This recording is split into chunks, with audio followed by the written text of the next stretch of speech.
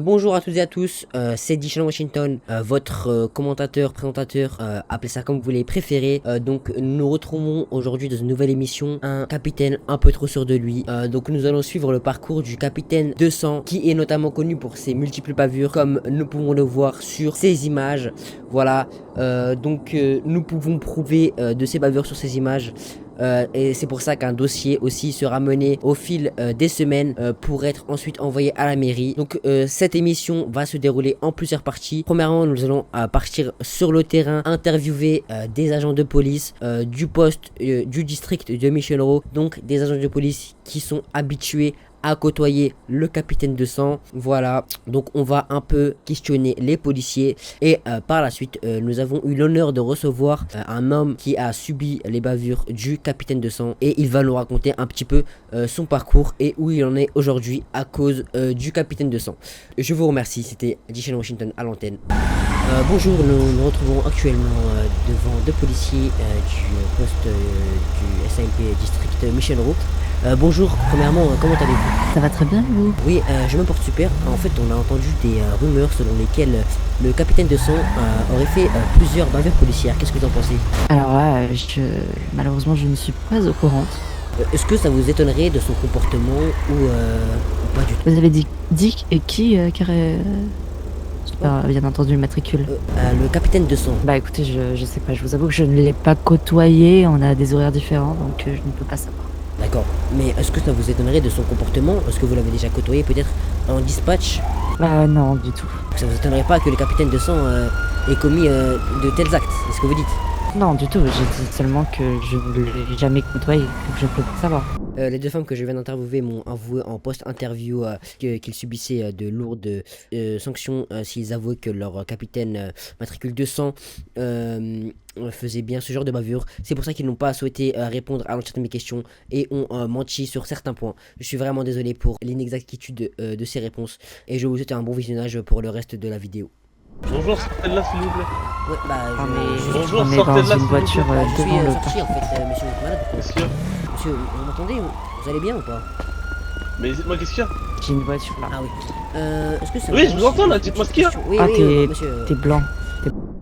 Nous remarquons très clairement que le policier sur la vidéo a de sacrés problèmes mentaux, ce qui nous a aussi avoué en post-production. Voilà, donc il nous a aussi avoué en post-production que le capitaine de sang le battait assez régulièrement, frappait tous ses employés, tous les agents de police du district Michellereau. Et c'est aussi la raison pour laquelle il est un peu flou dans ses réponses. Voilà, en force de se faire battre, il a perdu quelques neurones, mais nous pouvons constater que même les agents du district de police de Michellereau ne sont pas en sécurité avec le capitaine de sang, ce qui est très grave. J'ai envie de vous dire, si la police n'est plus en sécurité, alors qui le sera? Donc voilà, dans cette première partie, nous avons du coup pu discuter avec deux policières, d'ailleurs très charmantes, si ils peuvent me donner leur numéro, ça sera avec grand plaisir, ainsi qu'avec un policier qui a de sérieux soucis mentaux. Avec ces deux témoignages, nous pouvons constater l'énorme manque de sérieux du capitaine de sang, ainsi que son comportement exécrable envers ses employés et autrui, en fait, tout simplement. C'est totalement inadmissible pour un capitaine de police. Je vous laisse avec la deuxième partie. Merci à Monsieur X d'être venu se présenter et raconter son histoire.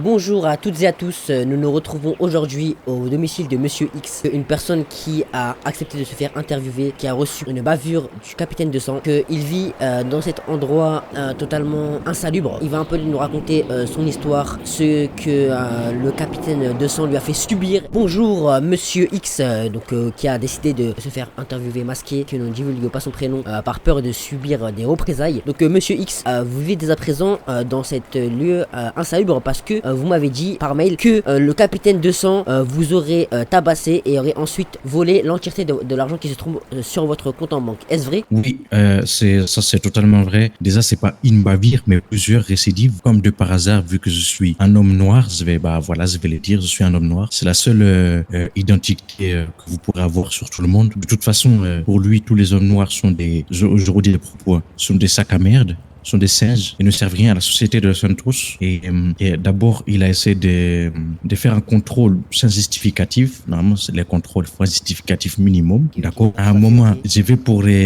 sortir mes papiers d'identité, je montre ma carte d'identité. Au moment où je sors, il me dit comme quoi je sors mon arme, il me tabasse, me tire dessus avec les fusils à pompe verts là qui fait les dégâts là, je tombe par terre quoi. Donc vous parlez du Big Mac, c'est bien ça? Voilà, c'est ça. Et 3 fois récidivement pendant que j'étais au sol.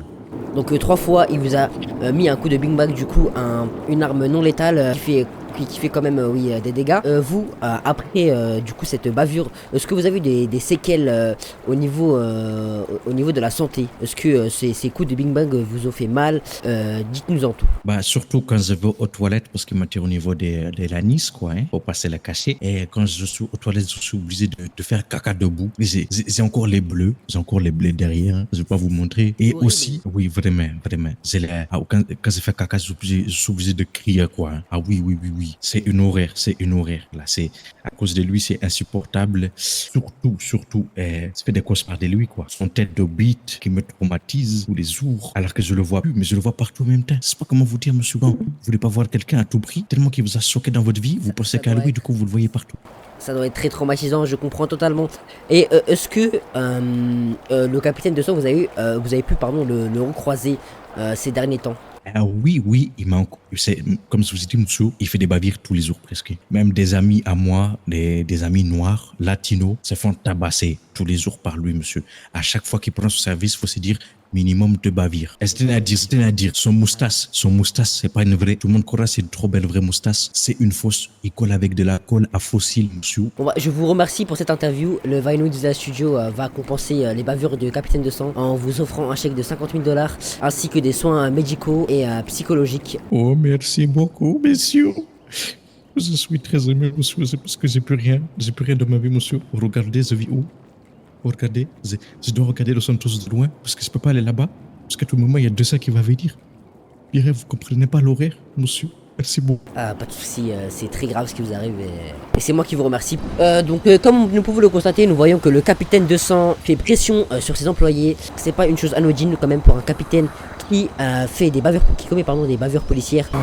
Un dossier sera monté et il sera ainsi transmis à la mairie pour que le capitaine de sang puisse recevoir des sanctions adaptées et peut-être se faire licencier car nous ne voulons plus d'un capitaine autant violent dans la ville de Los Santos. Je vous remercie, c'était Dishon Washington, dans un capitaine un peu trop sûr de lui.